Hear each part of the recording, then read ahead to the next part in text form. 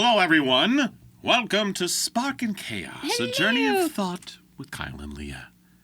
I'm Hello. Kyle Phillips. With me, as always, is Leah Clark! we had just watched Season 2, Ep 9, Bakugo versus Uraraka. And it was a good one. It was good. I was looking forward to it. I can see why Lucy considers that her favorite fight or one of her favorite moments. There's some convention question that we get asked regularly, and that is her answer. About the favorite fight. I think it's favorite fight. It's either favorite fight or favorite moment or favorite thing she's recorded in the show or whatever. I could see favorite moment. Yeah. But yeah, fight was interesting. We got some good I was looking forward to it, yeah. backstory on Ochaco, like her motivations. We got to see her rise to the occasion and try her hardest. And We know why. yeah, we do. We know why. Because her parents are broke poop. That's so sad. That's so sad. That's the worst thing ever. But yes, that's what happens in the Bakugo and Ochaco face off for a huge fight. Seems like Bakugo has the edge the whole time, but Ochaco has a big trick up her sleeve. After their fight, the arena gets fixed, and we're ready for the first match of the second round, Deku versus Todoroki, which is how the next episode will kick off. Yay! On this ep, we start off with Show and Tell. We've got Patreon Q's and A's. Yay. Character fun facts and whatnots. We're doing Honda Zero this time. Montesero. Tape Man. And our episode-specific segment is in honor of Ochaco and her big move, Meteor Shower. Hell yeah. It'll be called Puzzle Meteor Shower Challenge. I love that. There you go. Maybe we should meteor shower a few things and see what we can catch the most of. There's a lot of just random crap in here. Yeah. But I don't know. Well, it has to be small enough to. You'll see. You'll Okay. see. You'll Okay. see. But all right. Let's start the show.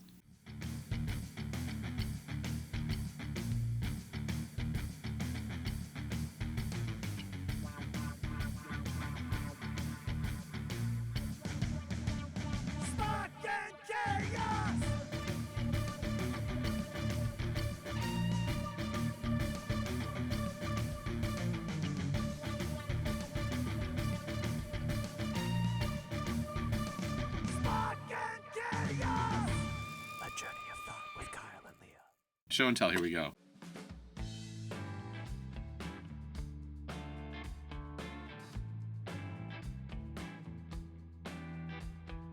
That's so sparkly. Look at this. I love it. Is it a tabletop? It can be.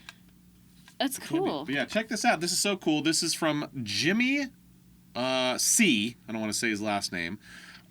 His handle is at ArtMonster3. Ooh, cool. This was from Animate Miami back in February, and he wrote a nice message on here. He said, "You inspire others. Remember that." Aw, that's sweet. But yeah, super cool. He just straight up made this for you listeners. What is he talking about? It's I don't know, like a 2x2 circle, white circle. It's got Denki's profile on it, but it's kind of sparkly. Yeah. And yeah, it can be a tabletop. He said it can be where was it? Or like a Lazy Susan, you could turn it into that, You could turn it into a Lazy Susan. But yeah, he said you can drill table legs in, or it has a thing you can hang it up on the wall. It's just a really cool, durable, nice Denki thing. So yeah, very cool. Thank you, Jimmy. Go give him a follow. ArtMonster3. I assume Instagram. That's very cool. But yeah, there's no way. Well, I don't know. It's so big. You don't want to leave it on there. Yeah, it would smash somebody. Had I thought about it, I would have hung it up or something. But that's really cool. there you go. So my show and tell is going to be. So he came up and brought that to you at a con? He brought it to me at Animate Miami. That's so nice. Yeah. I can't imagine him walking around with that. Well, he had all the time. One of those cart. wagons. Yeah, a wagon. Those things are so smart. Yeah, he had a few of them for some people. Yeah. That's so cool. Yeah. Jimmy, I want one. Hook it up. You gotta go to Galaxy. Oh, right. Well, that probably won't happen. But anyway, hey, Jimmy, listen. Maybe draw me a picture on Instagram. Next time you're in South Florida, maybe Jimmy will pop out and get something for you. I would love it, Jimmy. The Jimster. Jimmy. What do you got? You got a couple things. Yeah, I couldn't decide on what to do, but they're both cool. The first one I have is the Toga Hideout Funko Pop. And I brought it because it's giant, and I actually do really like this pop. And one of my favorite things to do when people want me to sign this, if they want to pull it out of the box, I sign and graffiti on the wall. Oh, yeah. Next to her. Right. Next to her little table. Yeah. Oh. So like back there. That's cool. Oh, yeah. What picture? So it looks like it's a picture that's torn down. What would you put there? I just kind of go over it, but I should start maybe putting like a Deku stick figure or something in it. Who directly connects to Toga? I would think it's Dobby, maybe, or Twice. I don't know. That's a good question. I've never seen it put all together. But ooh, you got to collect them. Yeah, you got to collect all. No, you got to. Oh, I can't. What am I going to do with it? I don't have any room for it. Put out the call. Put out the call. Everyone, let's get Leah the rest of these pieces so she can connect them. Connect the pieces. La la la. Putting your background on stream. Oh yeah, it's true. I should. That'd be cool. I could have everybody graffiti on their own wall. There you go. It'd be so cute. There you go. And then the next thing I have is a little Toru plushie. Not My Hero related. Not at all. But sometimes, I get the comment a lot that they can't believe that I play both of these characters because they're so opposite. Oh my gosh, yeah. Yeah. We don't play Toru. I don't play Toru, but I play Kobayashi. The Cobes. The Cobes, and somebody gave me a Toru, and I'm really excited about it because I love her. And there's a movie next month, so there's that. Hell yeah. We do love Miss Kobayashi's Dragon We Maid. do. Kyle directed it and cast me. That's right. It was awesome. Long ago. 2017? Oh, God. Right? Was it 2017? I guess it had to. Yes. It was a while back. It was a while back. Because it was 5 years. You remember why there was a delay between seasons 1 and 2? No, why? Where the building where the production was it production IG, I think, maybe? The building caught on fire. What? It was like a whole thing. Oh, yeah, that's people died. Right. Yeah, so they had to delay production. I forgot about that. Yeah, that was a big deal. Whoever's making it now isn't the original person? Well, I don't remember who died. But yeah, there's definitely a delay. Yeah, I heard it was the director, I think. I don't remember. Holy crap. Yeah. Cool. Well. Cool. Anyway, Toga Hideout. Toga Hideout. Go get one. There you go. Guys, especially when these summer months are coming up. I don't know about you, but summer is crazy. Sometimes. So yeah, if you ever want to come out and bring us some gifts and stuff, we're very grateful and excited to receive any sort of gift, and so we like to show them off whenever we can. So just do us a favor. If you are listening or watching, comment down below. Be like, oh my gosh, that's mine. You got that from me, because I'm really good with faces. Oh, yeah. And I believe Leah is as well. And so we like to be reminded who it is, what con it was. That's fun to just be like, oh yeah, then we can kind of put it together. And that'll be fun. Yeah. And then we'll remember, and we'll remember forever. We'll go to bed smiling. That's right. Appreciate y'all. All right, let's kick off the show.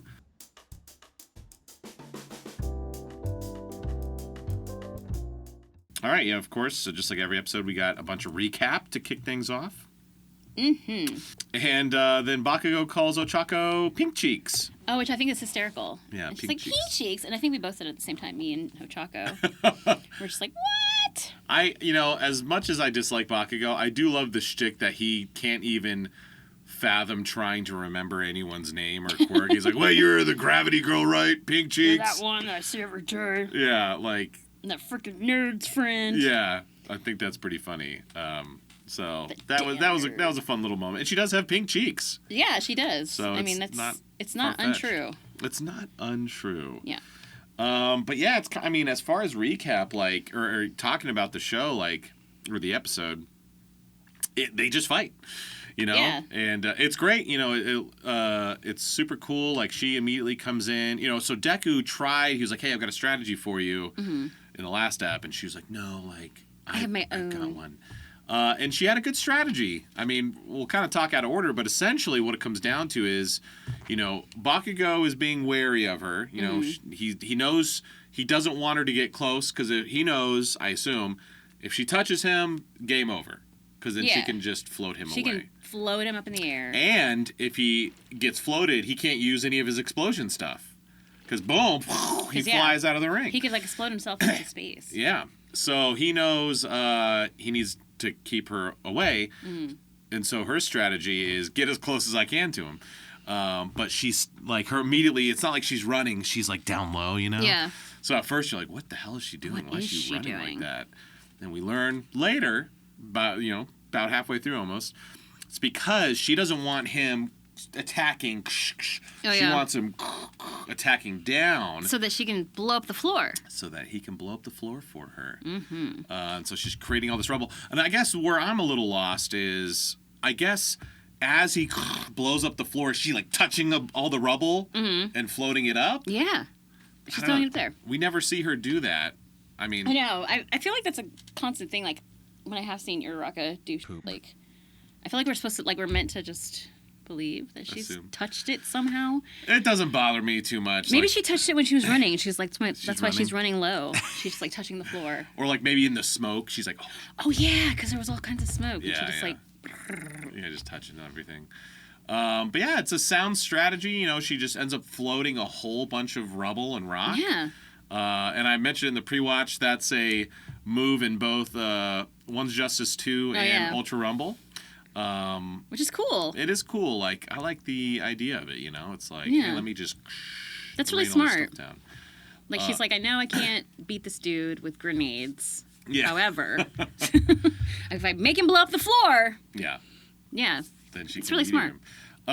It does bring into question though, like Bakugo's weakness. Like, so his gauntlets help him store sweat, so he can fire more concentrated blasts. So without it, I guess they're less concentrated. But and Deku even mentions like as he's running around, he's sweating more. So it's kind of like infinite supply. But two things. First of all, Bakugo isn't running around in this fight. Yeah, no. He's just standing there. Brooding. So he's not sweating. Yeah, which is weird because you would think that he would go in there with the objective to just like jostle back and forth. But yeah, no, I guess if he was running in place. Yeah, why doesn't he do that? That doesn't make any sense. Like that's his quirk. And though he's like a kid, so like he won't sweat as easily. Oh, that's like true. if I walk up a flight of stairs, I'm like sweating, but like he can probably run a mile and be bone dry. Right. Because he's a kid, you just have that energy.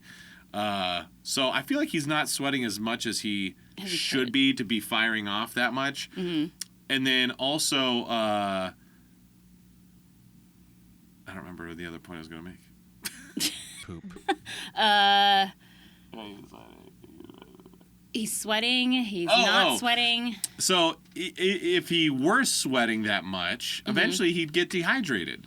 Yeah, he would, but he's not sweating, so he's fine. But he's sweating enough to use all those moves. I know. How much sweat does he even need? Because I feel like they showed a little bit of him, like a tiny drop of sweat, and he just blew up the floor.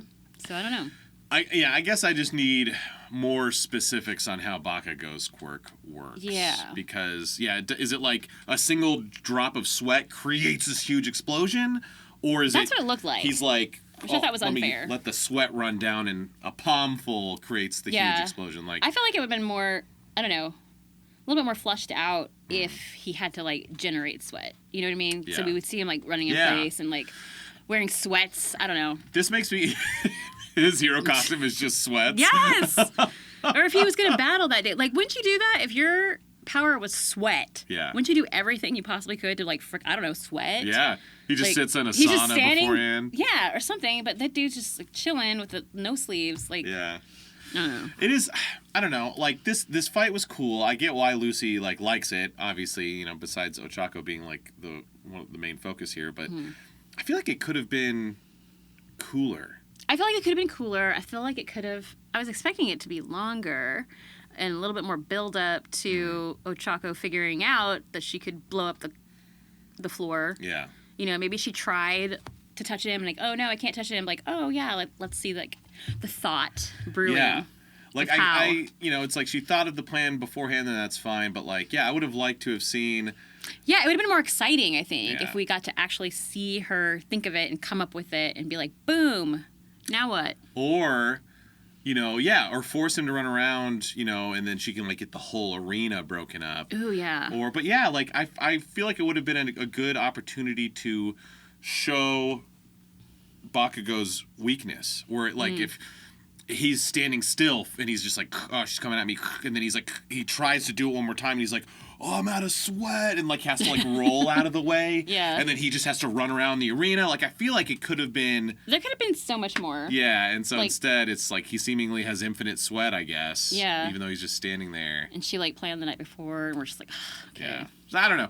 It was cool. It was cool. It was cool. There was just more that could have happened, but I guess they were just like, oh, we got to speed this up and get to our other plot.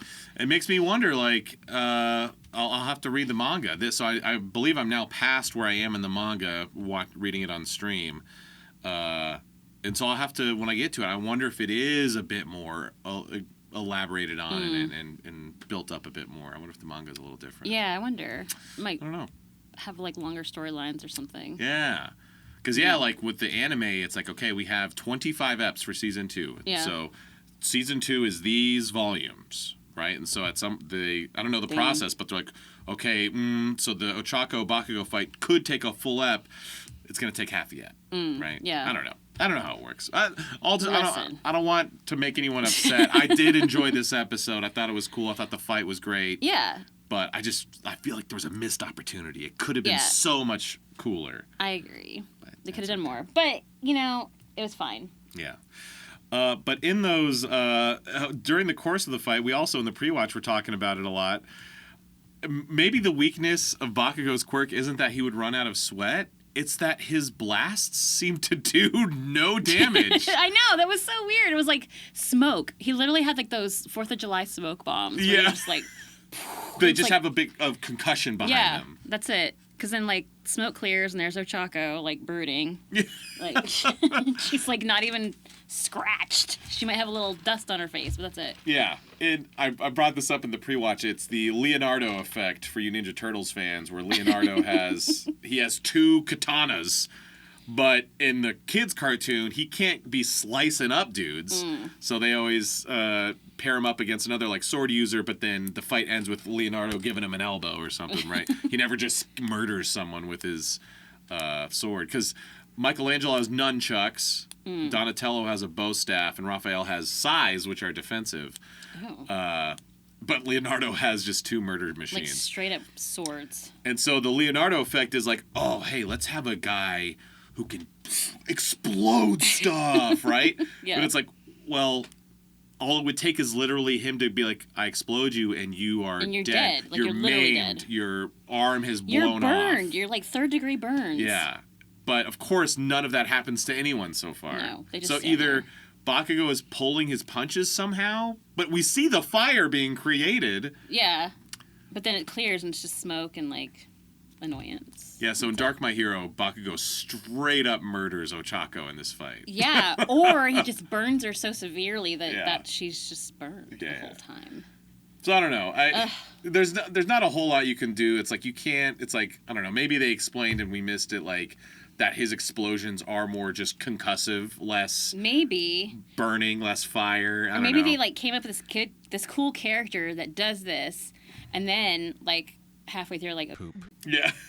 Wait a minute. Oh. If he does that, that means people die and get burned. Yeah. We can't do that, or we don't have any characters left. So it's like, oh, let's adjust him. No. We can't. No. We got to keep him exactly as he is. Let's just have people be. Everyone's immune to his blasts, I guess. Yeah, or they just jump out of the way. Yeah. It's like, wait a minute. What do you mean they jump out of the way? Let's scoot over a little bit, and then the explosion goes right past him. Yeah. What was it? The Deku fight where he's like, oh, if I hadn't dodged just in time. It's like, I know. And he's you like, didn't dodge that.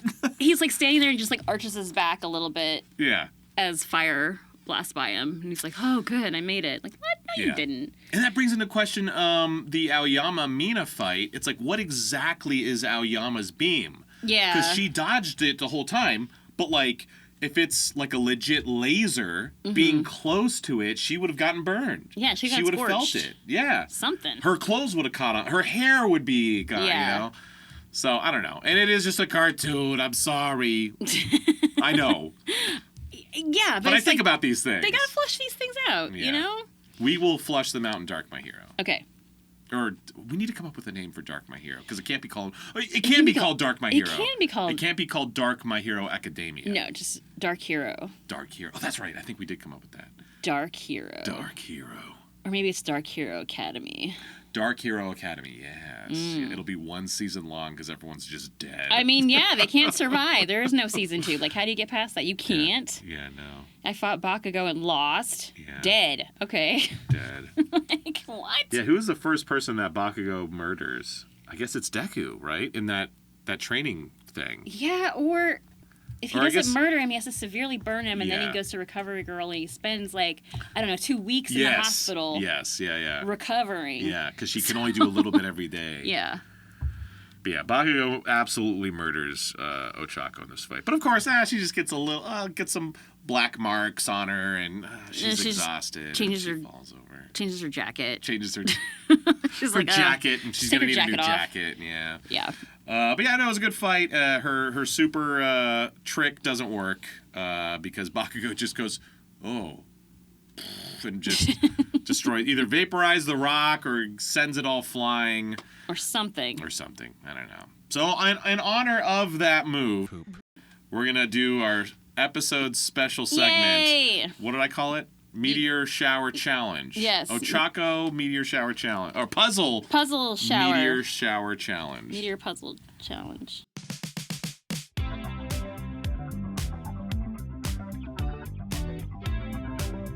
All right, so I've got this Denki puzzle.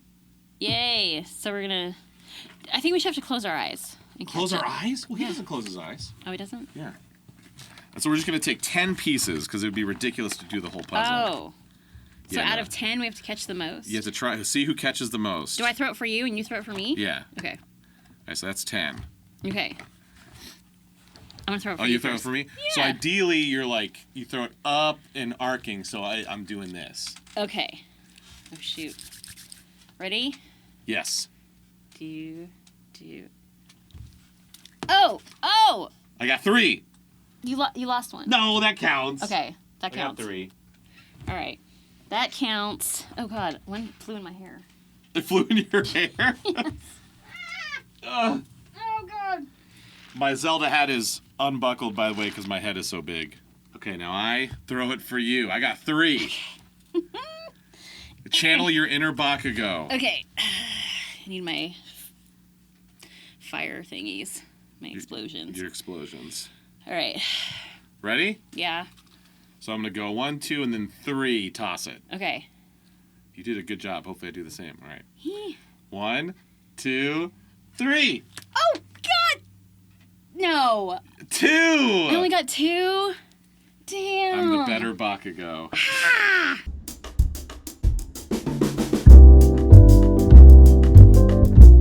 We have a funny line. Mineta says, I get it. He's the total sadist. He's a total sadist. I'm surprised Mineta even knows what that word is. Of course he knows what that word is. Sadist? Yeah, he's looking up stuff online. Oh, you're right. You know what I You're right. mean? Yeah. He knows kinks. He knows kinks. Oh. But yeah, so before the fight ends, there's an uproar in the crowd where one of the pro heroes was like, hey, like, this isn't very heroic of you. Like, you're bullying her. Oh, and yeah. And then Aizawa, and everyone's on Ochaco's side. But once again, Aizawa comes to Bakugo's defense. Which is weird. He's his teacher, And I know, but he's what's-her-nuts teacher, too. Yeah, that's true. Well, no. So, yeah, but essentially what it boils down to is everyone thinks that she's this frail girl. Yeah, but And she's he's not. beating up on her. And, yeah, no, Aizawa's like, hey, he's being serious, and he is going all out because he respects her and her potential power. Mm-hmm. Like, so y'all chill out. And he tells that guy, he says, whoever started this uproar, if you consider yourself a pro hero, like, get the fuck out of here. Get out of here. That was a good moment. Like, that was a good teacher moment. It was, but it was funny to me because they decided to make that such a plot thing. Yeah. Like a big deal. Yeah, it's the second time, because the first time I was like, he's just really tenacious. Like, you need to respect his tenacity. Yeah, he's It's just like, passionate. Okay. And then now, he's like, he respects her. It's like, okay. So it's like form of respect. I and it acknowledges her strength. yeah. So, good teacher moment. Like, I get it. It's cool. Yeah, and I guess that's true. Because if he didn't value her strength or respect her, he wouldn't try. Yeah. But he had to try. He had to try. So there you go. Remember, Bakugo has a line, I think it's after the meteor shower, and he says, she's not dead yet. Yeah, what the hell? Is she supposed to be dead? I mean, just what an odd choice of words. Yeah. Like, if I was Midnight, I'd be like, whoa, hold on a second, buddy. Calm down. The goal isn't to kill her. We just want to beat her up a bit. We just want to... That's all. Just Midnight's like, yes, I just want to see you beat her up a little bit. Whips and chains. And explosions that do nothing. Gross. It's so gross. Midnight's gross. She's gross. Decided Midnight's just gross. Jokingly, I would, like, people like, who's your favorite My Hero character? I'd be like, Midnight for reasons. And people would be like, oh, I don't like Midnight. I know. She's gross. She's kind of pushing it. She's pushing it a little. I mean, I thought it was kind of funny having, like, the sexy teacher, but I think it would have been better if it was, like, the unwittingly sexy teacher, where she just happens to be Midnight and happens to be sexy, but she's serious about her job and she's not hitting on, 15-year-olds. Yeah. That would have been better. Yeah. So, but you guys hate Mineta. What? I know. This... honestly, we need to talk about this. I know. Why do you guys, do you not hate Midnight? Yeah, why do they not hate Because you guys hate Mineta with a fiery passion. And apparently we're going to find out why in season 4. 4? Oh my gosh, okay. However, right now, I feel like Midnight has a lot of ammo for getting hated on. Yeah. Not that these fictional characters should receive hate. Hate is such a strong word. No one should be hated. It just seems odd to me that, like... that no one else is disturbed by the fact that this teacher shows up in garter belts with whips and her chi-chis hanging out. Yeah. And being turned on. Like, what? Yeah. Yeah. Literally, like, that's her hero costume, the R-rated hero, whatever. But it's the fact then that she is hitting on these teenagers. Right. And if she is the R-rated hero, why did she get hired to teach kids? Yeah. What's wrong with little Nezu? Yeah. I don't know. Anywho, it'll all be explained in Dark My Hero. Yes. Or Dark Hero Academy. Dark Hero Academy. Yes. Yeah, I wasn't, I don't know. Not a big fan. Not a big fan. But yeah, this does make me wonder, does anyone, I don't know if it's ever discussed or there's a major theory going around. I wonder what Deku's plan for Ochaco was. Because remember, he was like, I have a plan for you. And and she was like, no, I've already done it. Yeah. Huh. What was his plan going to be? Oh, that's interesting. What do you think it would have been?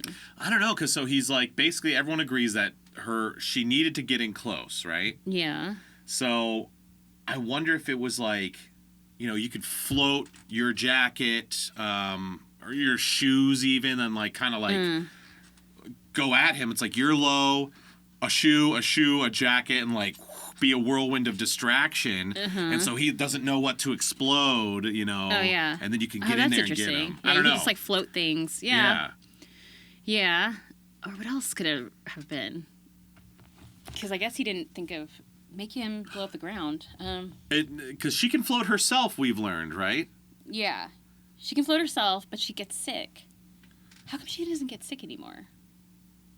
Oh, she didn't get sick. Yeah, did he... And that was a lot of stuff to float. That was a lot of stuff. Well, she's been training, I guess. I guess so. Maybe that's the thing. Maybe, is that the whole point? Is they train them to not have the fallbacks? Denki, eventually, he doesn't go dumb Denki. Okay. So that's the point of the school. Yeah.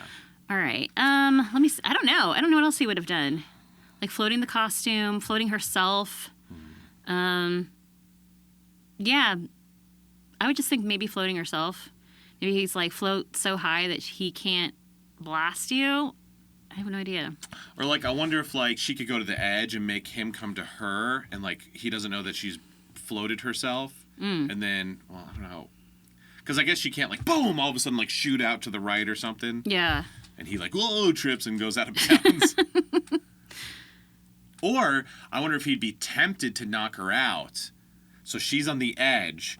he's tempted to knock her out, but she's floating, so he blasts her, but she just floats. She doesn't touch the ground. Oh, weird. And then his momentum carries him out of bounds, or would he have somehow wanted to figure out a way that he could help her, like sneak in there somehow and I don't know, touch Bakugo and he goes flying or something? Yeah. I don't know. Who knows? I don't know. Interesting. I wonder what Deku's plan was. I know. I want to find out. Let's ask him. Deku's the general. He's the general. He's the general. Because he has he has his notebook. He knows every hero's quirks and stuff. So he would have a good.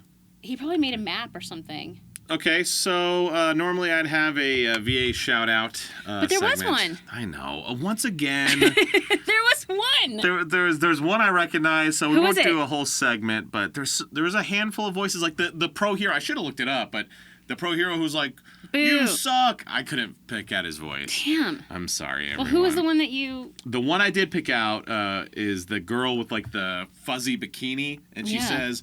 You heard the guy. Yeah, you heard the guy. That was Caitlin Glass. It was? 100%. What? Yeah. What? Mm-hmm. She can't have a bit, too? I'm guessing. Not fair. I'm guessing she recorded the previous episode. Mm-hmm. And then they're they're like, hey, can you do this one random thing in the next episode since you're not in it? And she was like, sure. So and they'll never... What if that chick turned out to be? They would just recast her. Oh. Really? I assume. Damn. Oh yeah, so no VA Shoutout. Sorry, everyone. I'm failing. Like the last 3, I've just failed. That's not... No, you haven't failed. I'm Come a on. failure. You got Caitlin Glass as the rando character. I think it's so funny how they just have like these... They decide to all of a sudden just like give these cameos a moment. Mm-hmm. It's like, what? Why don't you just go like, watermelons and melons like everyone else in the background? Well, no, they have to have some featured lines. They do? Like they can't all be... Pink like pajamas, named people and yeah. So what was that? Lion King? Yeah, pink pajamas, penguins on the bottom. Pink pajamas, penguins on the bottom. As we arrive on the planet. Stepped into Oh my the God! Have you ever sun. seen the live action? Not the live action Lion King, but the sequel. It's called Mufasa. No. Mufasa? My Is kids it bad? love it. It's like his origin story or something. It's so bad. Really? Yes. And Mufasa's origin. I don't like any spin-offs ever. It's nor do I. But it's just so it's just milking the cow. Just milk it. And there's this. Everyone has British accents for some reason. What? And there's the young Scar. Young Scar has a Young British Scar accent? has a British accent. It's the most annoying British accent I've ever heard. Is in it my a life. British accent or is it South African? Because they kind of sound the same. It's probably South African, I guess. Because that would be the only thing that would... But like, so they sing a song and they're like, and that's my girl's favorite song. It's like it's about their brother. He's like, "You're my brother." He says, "Brother," and they hit that note just like that, like 8,000 times in the song. You're my brother, brother, brother. Imagine that, brother, over and over again. I'm just like, God. So I'm driving, trying not to just crash into a wall. Yeah, I hate it. It's the worst. It's already hurting my ears. I hate it. It's terrible. Except up a couple octaves because he's a little kid. Oh no. So just yes. Ew. Oh God. It's so bad. That is really bad. It's terrible. And it's Mufasa? Yeah, it's called Mufasa. Why did they do that? I don't know. Like, what? I don't know. Speaking of bad, Denki has an awesome moment in this episode where Bakugo comes back and Denki's like, bro, like, I can't believe you went all out on the girl. Like, I let my girl win. Oh, yeah. So, great. he just totally let her win. Yeah, totally let her win. He didn't even try. And who takes him to task? Jiro, I think, is like, dude, it was Froppy. Oh, it's yeah. Like, dude, she totally destroyed you. She Can't you beat just your let me ass. have this? That was cute. I like that moment. It was a good moment. Because Denki's, he's chill. He's chill. He is chill. Speaking of chill, or the opposite of chill, so for those who don't remember, so Kirishima and Tetsu, their match from round 1 ended in a draw. So then they had this tiebreaker. So they have this tiebreaker arm wrestling match. And you can see him gripping the stone, and they're just like, "Ugh." And I guess Tetsu's power relies on how much iron he eats, because you see him crack, and he loses, and he says, iron deficiency. Isn't Should that... have had more iron. That's because isn't iron in stone? And if he had eaten more iron, he would be stronger. I don't know. Because it makes up stones. So is that just... I don't know. Was that just a on-theme way of him being like, I didn't have a good enough breakfast? Or, like, literally his quirk relies on, like, him ingesting metals? I think it was... I didn't have a good breakfast, and they were trying to be quirky and funny. But, like, I didn't eat any iron. I'm made of stone. That's what I'm hoping. I mean, I could be wrong. I hope that, too. But yeah, for their sake. This unfortunately leads to a gross midnight moment where she's like, so chivalrous. So Farting. gross. Poop. Farting. 14. Yeah. Calm down. Because Tetsu loses, and then Kirishima's like, put up a good fight, bro. And he's like, thanks. And she's, like, turned on, wants to all of a sudden date them. So gross. I do like the bromance. I don't know if Kirishima and Tetsu becomes a thing. Because after this, like, kind of, we don't see 1B. I think we don't see 1B for a while. But, which I think is tragic, because I do like Kirishima and Tetsu together. I know, they're cute. Think it's fun. The rock guys. The rock guys. Okay, and then before we talk about Ochaco going to the back and the conversation with her dad. Talking to her daddy on the phone. Let's do Patreon Q's and A's. Q's and A's.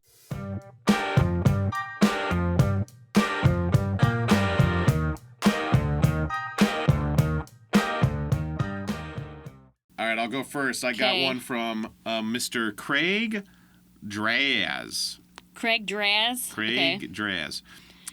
Whose wild hairstyle would you steal for your own? Oh.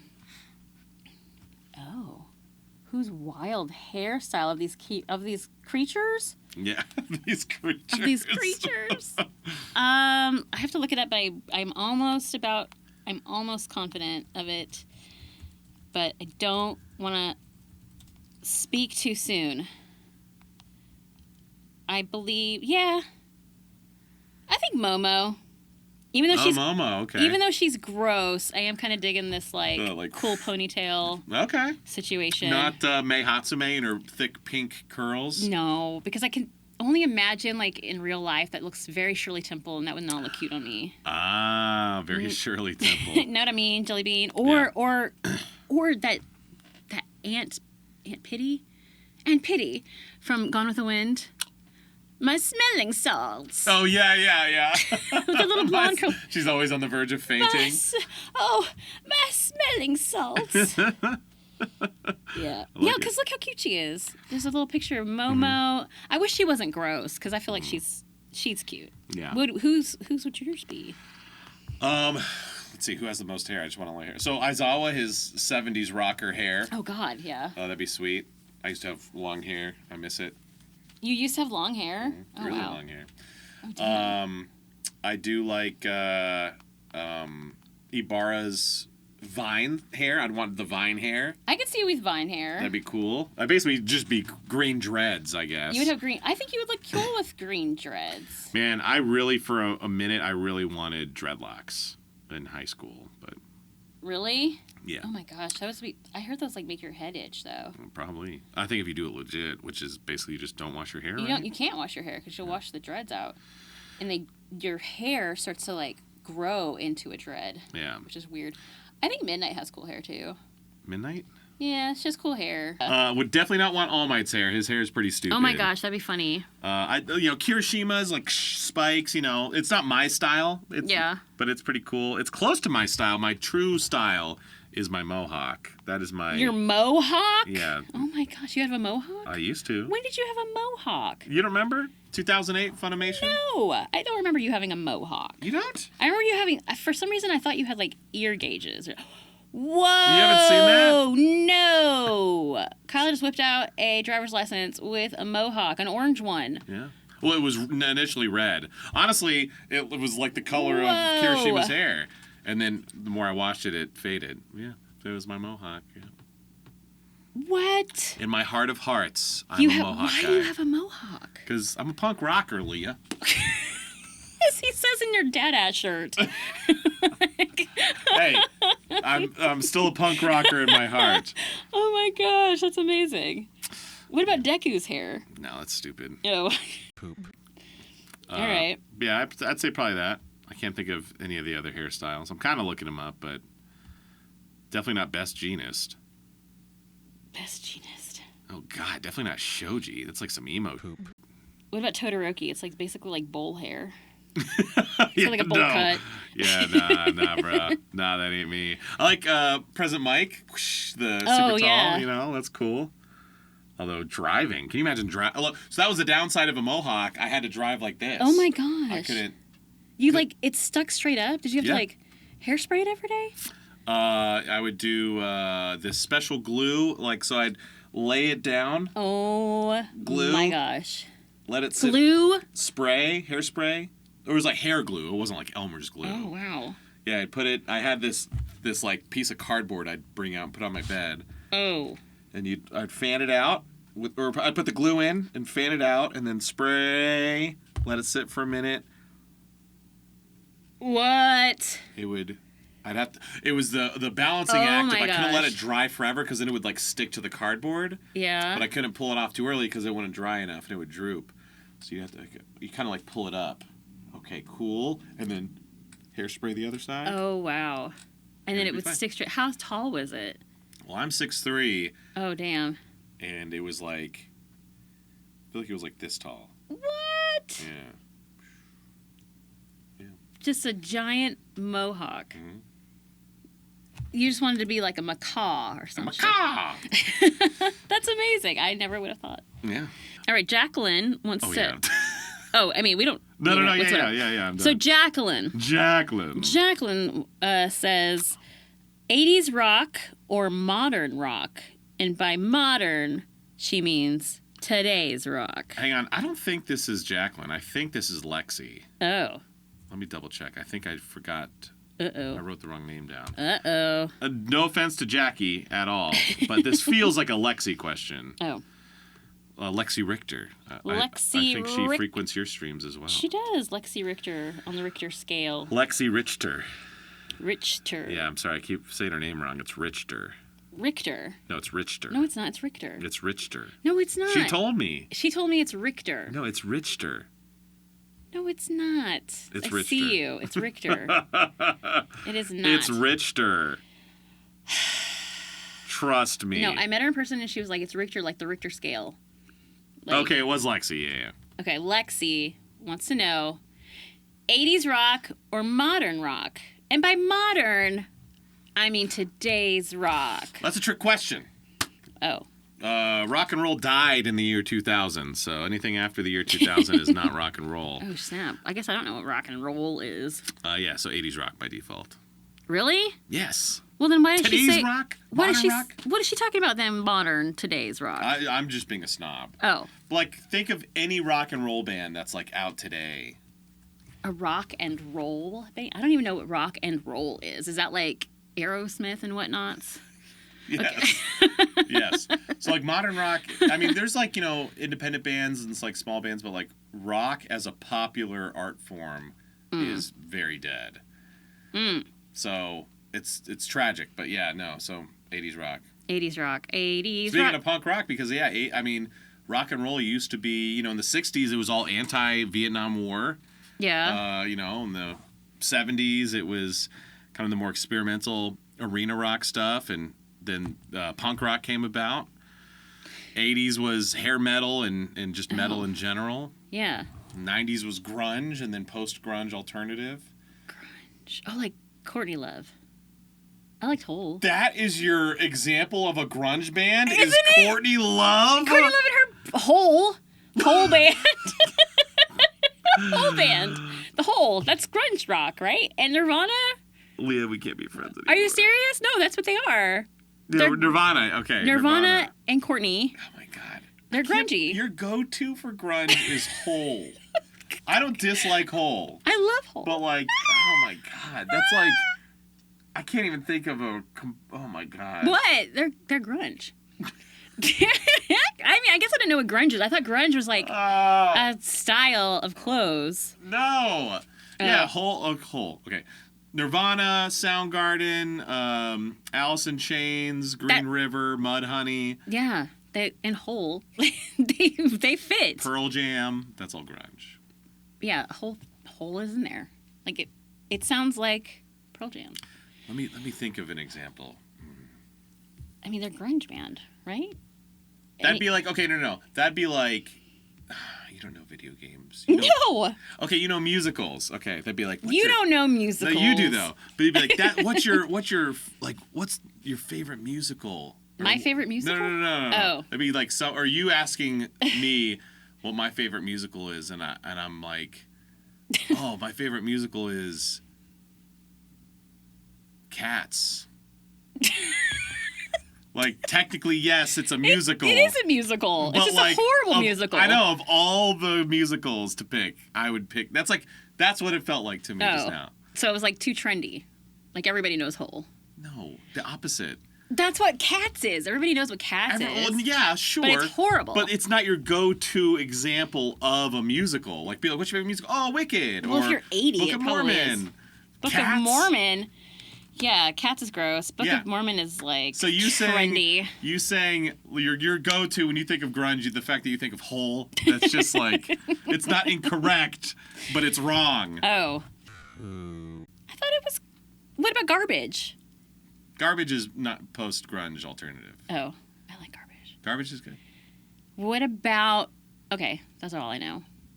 Okay, so, well, the question, I like the 80s. Yeah. I like Cyndi Lauper. I mean, I guess she's not rock, though. No.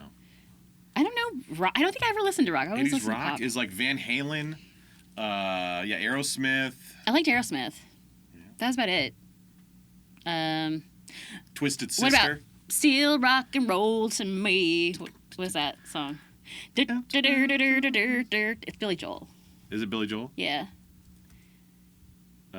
Billy Joel's rock, but he spans decades. Like, I love him. You can't really pin him down. He's like Elton John, you know. I love him too. I love those guys. I love good songwriters, and they're really good songwriters. Yeah, I know. We don't have them anymore. We do. Like who? Billie Eilish is a good William Eyelash? Billie Eilish is a good songwriter. Lizzo, before she got canceled, was a really good songwriter. What are some good modern rock bands? Okay, Queens of the Stone Age. Sure. Haven't heard of that. Oh, Chris Waycamp really likes this band called King Gizzard and the Lizard Wizards. I've never heard of that. King Gizzard and the Lizard Wizards? Yeah. That's a I do real like band? the Parquet Courts. One of my favorite songs. I'm going to get some of their lyrics tattooed right here. What? Really? Yeah. It's those who find discomfort in your goals of liberation will be issued no apology. Oh, snap. But yeah. Oh, yeah, I really like the Parquet Courts. A lot of these I don't know. What about Acid Bath? I've heard of Acid Bath, but I don't know. It's Bridget's favorite band. I don't know who. Acid Bath. She played it once. It was good. But, yeah. What about Dresden Dolls? That's old. Yeah. Talking about old stuff. Oh, I was talking about new. Oh, new. Modern. Well, I don't know what modern would be. Yeah. Oh, yeah. Journey. Oh, yeah. Journey. Foreigner. Those Boston. are new? No, 80s. Oh. Dire Straits. 80s rock is so much better than modern rock. Yeah, I have to agree. I like 80s. I don't... AC/DC? Although I prefer 70s AC/DC. I don't think I ever liked AC/DC. Did you ever listen to them before Back in Black? Probably. I mean, my stepdad probably played it. You know, Highway to Hell? Yeah. TNT? Yeah. Dirty Deeds Done Dirt Cheap? Yeah. Yeah. Those are all right. Those are stripper songs, but yeah, they're all right. What? They all dance to those. In my opinion, the greatest frontman in all of rock and roll is Bon Scott. He was the lead singer of AC/DC before he died. Oh. He died, and then Brian Johnson took over, and that's Back in Black! And Brian Johnson's fine, but yeah, Bon Scott, man, he just embodied rock and roll for me. He's had that swagger and that... Oh, God. I like the rock and roll, so I love punk rock. So, like, on the way home, listen to Reagan Youth. Reagan Youth? Okay. Reagan Youth is one of my favorite bands ever. They're an anti-Ronald Reagan concept band. Oh, my gosh. Wow. And so Reagan Youth, like Hitler Youth. Yes. But it's Reagan Youth. Oh, wow. So they're in the Reagan Youth, and so all their songs are satire about how awful Ronald Reagan is. Oh, my gosh. I thought he was supposed to be, like, a good guy. Ronald Reagan? Yeah. Is he not? We don't have enough time in the world to talk about Ronald Reagan. I don't know. It's too... What? Literally, all the... We don't need to talk about this. All right. Yeah, no, he's bad. He's a bad guy. Yes. I've only heard good things, but I'll have to look it up. I'll do my search. Literally all the income inequality and systematic oppression that we're dealing with today is because of Ronald Reagan. Really? Yes. I heard that he did good things for that, made it so it's not that way. Nope.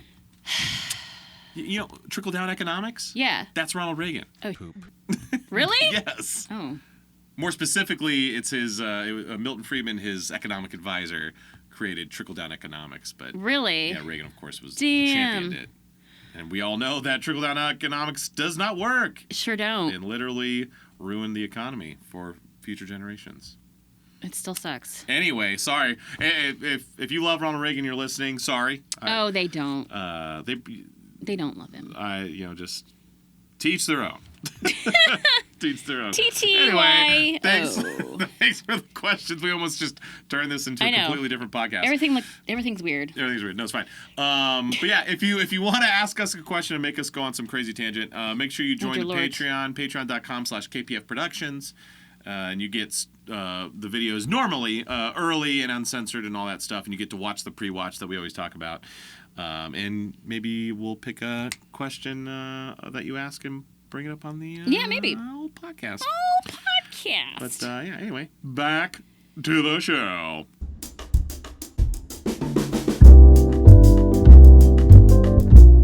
Ochaco goes back there. Deku goes to go check on her, assuming she's going to be hurt and just a mess. And she's like, oh, hey, yeah, I lost. Bummer, And it's all just good. being her Ochaco self. Obviously, a little bit of she was healed but by Recovery Girl, but, a little bit of a front for her friends. And then they leave. And in the middle of it, she had gotten a phone call, which... Again, the little attention to details that I like in the show. Flip phone? No, well, yeah, the flip phone. But no, she gets a call in the middle of talking to Deku, and she's like, and then calls it back. Oh, yeah. I like that. Instead of just answering it. Because that's how real life would be. Yeah. Like, you're watching, your parent you're watching, just saw her, oh, she's going to be upset, I need to call her and talk to her. She doesn't answer, no big deal, she's busy. But then she calls back, just a little sprinkle tiny of detail that I enjoy that stuff. But yeah, a real tear-jerker moment. Her dad's cheering her up, being a good dad. And I mentioned this in the pre-watch. It's really sweet. It is very sweet, but yeah, and she's like, I just want to help you guys out, and she's crying, and it's a very sweet moment. He gives her some advice. He's like, it's okay. She's all good. You can help us later. What? Yeah. But I had the question of, at what point is Ochaco's motivation a little insulting to her parents? Yes. You guys are just so poor. I want to help you out. My childhood was awful, and I want to get you out of that. Firsthand. I never got to eat Pop-Tarts with frosting on it. It was always the unfrosted Pop-Tarts. The generic brand. So yeah, at some point I'm like, all right, sweetie, you can just get a better motivation. But no, it's or they would get mad, like, listen, how we lived wasn't so bad. Yeah. You turned out all right.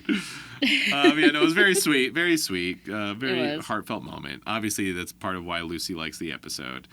And she comes back to the stands and her eyes are all messed up. Another attention to detail. I know, I love that. I've never seen an anime character be affected by their crying. Mm-hmm. So I thought that was cool. And then, Deku is on his way out from that area, and he gets stopped by Endeavor. Oh, yeah. And so, okay, so Endeavor's talking to Deku. Did you have any thoughts? Maybe this is I don't know. But any thoughts about this situation? Endeavor talking to Deku alone. I thought it was a little much. I don't know. I thought it was a little out of bounds for the Endeavor. Why was it out of bounds for Endeavor? Because I feel like they don't know each other well enough to have those kind of deep conversations. But then I also felt like it was kind of, I don't know, it seemed very heartfelt for Deku to retort that way. Wow, I didn't know you liked Todoroki that much. I didn't know y'all were that close. Yeah. Because he was sticking up for him. He was. And that's very, Deku's been kind of a nervous guy to stand up to the number 2 pro hero in the world. Well, now Todoroki secretly, Endeavor's technically only known to All Might and Deku, the number 1 hero. Mm-hmm. Because if they were to fight right now, Endeavor and All Might, Endeavor would win because All Might's weakened. So I think Endeavor's technically number 1. Anyway, my problem with this is, why is this adult allowed backstage with a minor? Oh yeah, I didn't think about that. For an extended period of time. That's true. Maybe I don't know. If they knew it was Todoroki's dad, so it's fine. I don't know. I was like, Yeah, it is a little shady. I don't like that. But yeah, they have that conversation where he's just like, I need you to do your best so that it forces Todoroki to use his full power. Yeah, it's like, I don't know you that well. Yeah, it's like, okay, I was going to try my best. Could you imagine that? Like, if you're like an acquaintance with somebody and then all of a sudden their parents come up to you and like start lecturing you. Like, telling you what you need to do with your quirk. You definitely tell your parent, like, hey, Todoroki's dad, like, got real weird, like, got really lectury with me out of nowhere. And you'd be like, oh, you're not allowed to stay the night at his house anymore. Yeah, or just like call up Endeavor and be like, don't ever talk to my son like that ever again. Yeah, hey, you stay away. Yeah, just next time you want to have a conversation with my child, please make sure I am present. Yeah. Yeah, that was. Don't tell him how to use his quirk. However, taking a step back, Endeavor, despite all that, was respectful. Whatever. He went up a little bit in my book. You know, it was a whatever. Who? Endeavor. Deku? Endeavor. Oh, Endeavor. Yeah. He went up in your book? Just a little bit. Okay. You know, because it was creepy. Like, why? But obviously his intentions were just to make sure Deku tried his best, so that Todoroki would try his best. Yeah. But maybe neutral. Is it like an ego thing though? Because 100%. Yeah, so that's kind of rude. Like, what if Todoroki should be allowed to not use that part of his quirk if he doesn't want to? And natural consequences. If he doesn't use it and he gets burned, well, there you go. There you go. Maybe you should use it. Get over yourself. But I don't think the dad should be forcing him to use 100%. It because it's like, I feel rejected by my son. Yeah. So, 100%. I don't know. No, I'm with you. I changed my mind. He went okay, down. Good. We have a quick cutaway, and we see Shigaraki in his gamer room. And Shigaraki. All for One, who... We hear him, and I want to say, I might be remembering it wrong, but I don't think there was like a through the TV filter. Was he in the room with him? Oh. Which I guess isn't a big deal, but we've only ever heard him over the monitor. Like over the TV, yeah. Oh, wow. I didn't even think about that. But again, I don't like it. He used his full name. How are you going to deal with them, Tomura Shigaraki? Like, let's fill just out call me these Tomy. space. Like, Tomes. what's the deal? Tomes. Tomura Shigaraki. Is that like a character choice, or is that flat filler? Well, no. Time filler. I think it might. Maybe it's a time filler, or maybe it's a villain thing, because All for One calls him Tomura Shigaraki, and then Portal Guy called him Tomura Shigaraki as well. He did? Yeah, the season finale of season 1. He said, "We need to get out of here, Tomura Shigaraki." I hate that. Yeah, it's weird. It's weird. I don't like it. I don't know why they do. I mean, I don't mind it with the All for One. It seems like I'm all knowing and I don't like it at all. But for Portals to do it. For Portals. Yeah, I don't know. That's weird. Whatever you say, Leah Clark. All right, Kyle Phillips. Chris George. So weird. I don't know. There's some people that are double namers, though. Maybe they feel like he's a double namer. Like Chris George is a double namer. Yeah, well, because there's so many Chris's. Not a lot of Tomuras running around. That's true. Maybe there are in Japan. Tomura Shigaraki. But, Shigaraki says something to the effect of, like, I don't need to worry about them. I don't need to worry about a couple of kids. Yeah, it's like, bitch, you're a kid. Yeah, you're 19 or something. You're a kid, dude. Maybe it's that, like older teenager attitude of, like, I'm so much older. Yeah. You guys are all kids. I don't know if you are the same, but in my eyes, you're a kid until you're 25. Oh, wow. No. I thought you were a kid until you're 20. 20, okay. Yeah. Not even 21? I guess 21. I feel like we need to decide, though, just like as a country, when are you an adult? Like, are you an adult when you're 18 or are you an adult when you're 21? Should be 25. 25 is actually, I mean, that's when, your amygdala is fully developed and you now have the ability to discern between right and wrong. Yeah. So. I do remember that moment. I was like, oh, my brain is fully developed. Yeah, I remember me too. That. It's like, here we go. Yeah, 25. You're like, 25. That's true. I'm an adult now. I agree. whatever it is, it should all just be one. Like, if we're an adult when we're 25 and adult things are alcohol and porn and casinos and car rentals, then that's what we do. We only do those things when we're fully adult at 25. Or we can do all those things at 18. Whatever it is, let's just pick one. I think it's silly. I agree. To have, like, you're half an adult here, but you're not an adult yet for these things. Yeah. Like, you can drink when you're 21, but you can't drive a car. You can't rent a car until you're 25. Like, what? No, I feel you. I'm right there with you. Thanks. And then to wrap up the ep, for me, I have a minor gripe. This is me as a director or a viewer or whatever. Mm-hmm. So we're looking at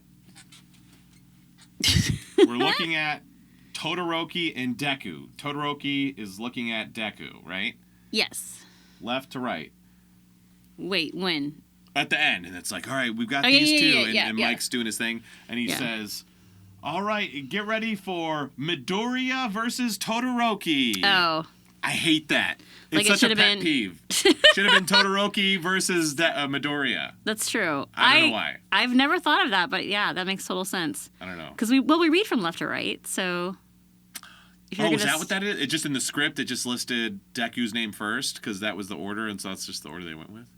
I'm just saying, like, your perspective makes more sense, because if we're viewing things left to right, it would make sense to hear the audio of who we're viewing first. It's an incredibly minor thing, but it's always been a pet peeve of mine. I always would write or direct or whatever. It's like, okay, if something is in an order on the screen and we're like listing things, I want to list it in that order as we see it. That makes sense. I like that. Thank you. That's just my little pet peeve. Well, and it's helpful if somebody's forgotten their names, for example. That's right. That's like, right. oh, okay, that's that and that, because otherwise they'd be confused maybe. That's right. So that's just assuming a lot of the viewer. That's right. And unless you have something else to say about the ep, that is the ep, and we'll move into our last segment. That's it. All right, we're going to move into fun facts and whatnots for Hanta Sero. For the tape man. We see him in the ep, so it makes sense. Yeah. So we should do something about him. That's right. Here we go. Let's do it. No one else is. That's right. He just shows up here and there and says things, and he's got tape. He's got creepy elbows. He does.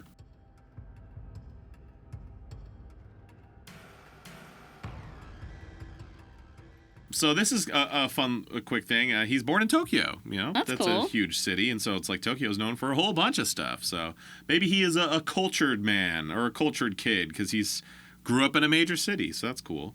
Maybe that's why he's so liked. I was like the ultra analysis stats. Out of 6, all these are. Power, 2 out of 6. Not good. Wow. Speed, 5 out of 6. And we saw his speed in his fight against Todoroki. Technique, he has to have a 5 out of 6, because he's got to do tape stuff. Because he's tape. His wits, 4 out of 6. Pretty That's above all right. average smart. And his out of 6 is a 5 out of 6, not a 6 out of 6. Fashion forward. Fashion forward? What? I don't know. So he dresses well? Is that what we're saying? I guess. Farting. I don't know. It's right. Quite random. That is. Yeah.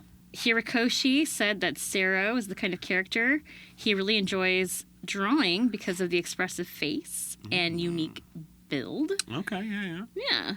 Especially his long limbs and tape elbows. Yes. It gives him visual variety in action scenes. Yes. He's also said that in a fan Q&A that Sero is one of the most underrated students in terms of potential, particularly for rescue and support missions. Oh, okay, yeah, for sure.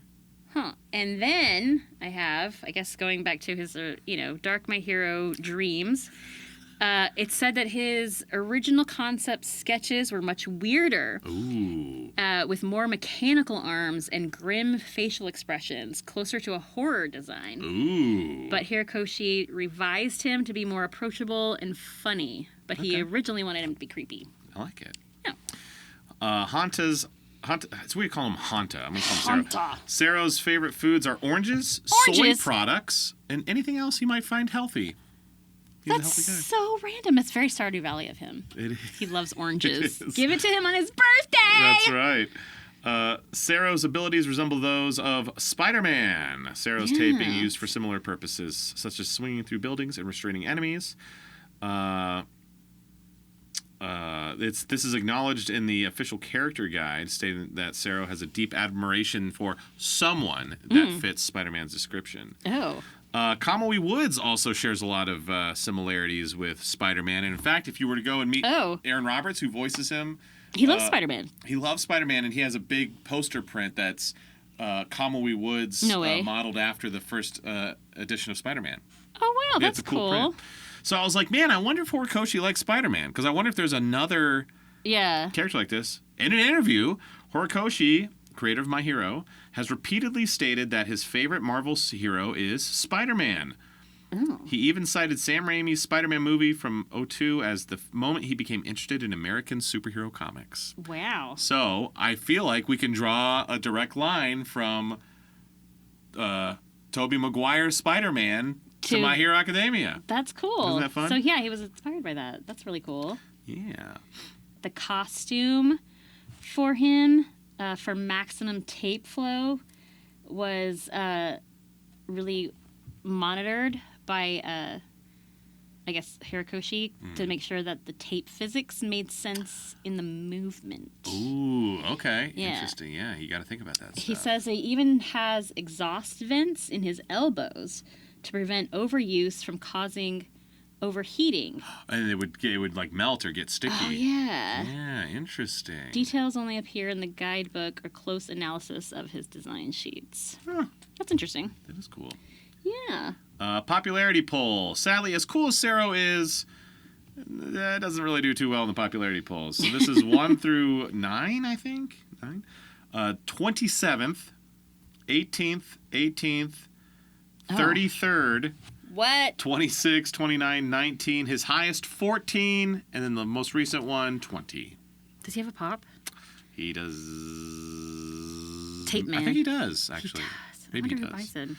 But shout out to Deary Bree in my Twitch community, Deary, and Discord community. Deary loves Cero. What? Yeah, she even made like Cero plushes that really? she sells. Yeah. Loves Cero. Loves Cero. Yeah. Interesting. Mm-hmm.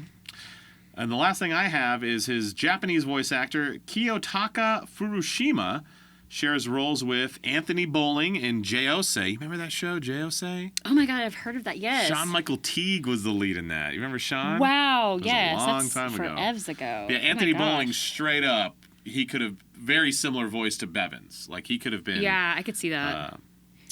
Definitely does. Cero. This dude, I guess, is actually known for Pokemon. He does a crazy amount of Pokemon characters. Really? Yeah, I just was like a bunch of different Pokemon, different like trainers and like he's all over Pokemon. So I was like, I don't know who I would even put down. Blake Shepard shares a role with Blake Shepard in a show called Venus versus Virus, which was done down in Houston. And shares a role. Now, Blake Shepard, I don't think really has that same like kind of really specific texture that like Anthony or Bevins has, but he shares a role with Chris Kaysen in Corpse Princess. Yeah. No way. That's cool. Yeah, so I could see Kaysen and Anthony both also being good for Cero. Yeah. Or as in they're very similar sounding to Bevins. Yeah. But I can see that too. But yeah, that's what I got. Yay, that's all I got too. There's Hanta Cero. Hanta Cero. All right, y'all. That is the episode. Hope you guys enjoyed. It was a good one. Bakugo versus Uraraka. And it sets up, the episode ends setting up for Todoroki versus Midoriya. Hell yeah. This will be a good one. I thought Ochaco and Bakugo would be the whole ep. Yeah, but me too. I really do think the whole next ep is going to be Deku and Todoroki. Yeah, because Todoroki needs time to brood about it and like stress about whether or not he's going to use his fire quirk or not. And oh, my dad sucks. Okay, do you think he's going to use his fire quirk? I think the fire side. I feel like it would be a good idea plot-wise if he did towards the end, but who knows? He's kind of a wiener about it. He's kind of a wiener. I feel like he has to. I think the obvious thing that's going to happen is Todoroki's going to be stepping up, like, obvious first advantage, but then Deku's figuring stuff out. Looks like Deku's going to win. so then Todoroki's conflict is like, okay, he's about to beat me. Yeah. So how much do I want to win? Oh shoot, yeah.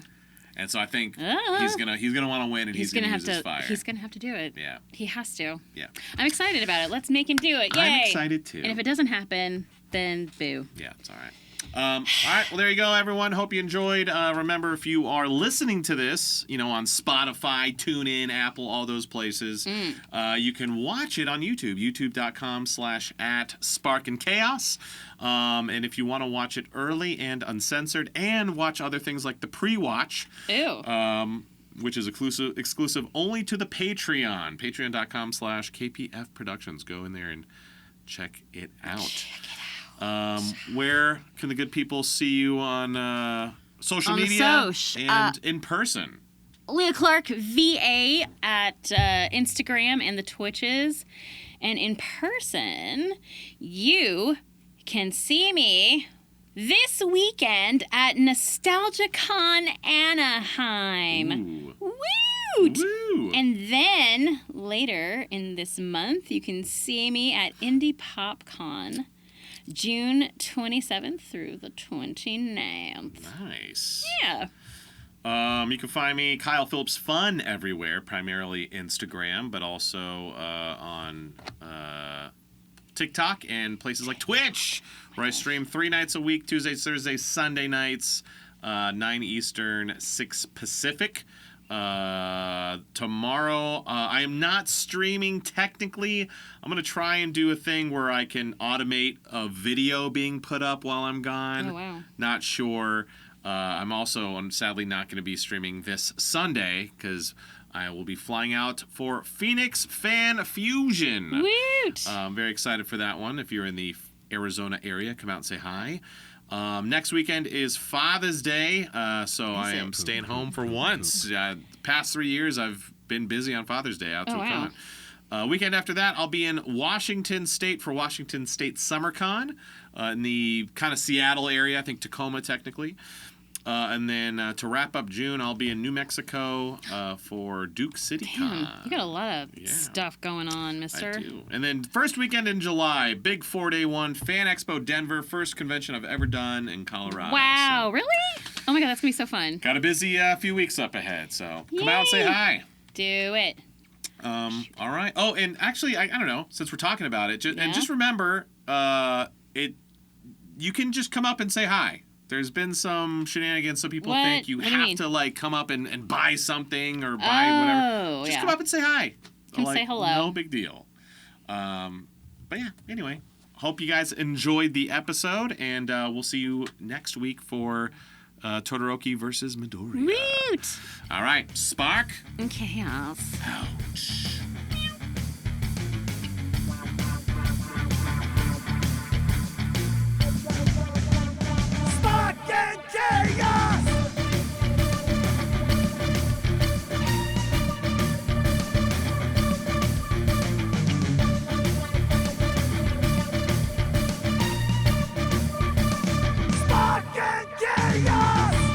A journey of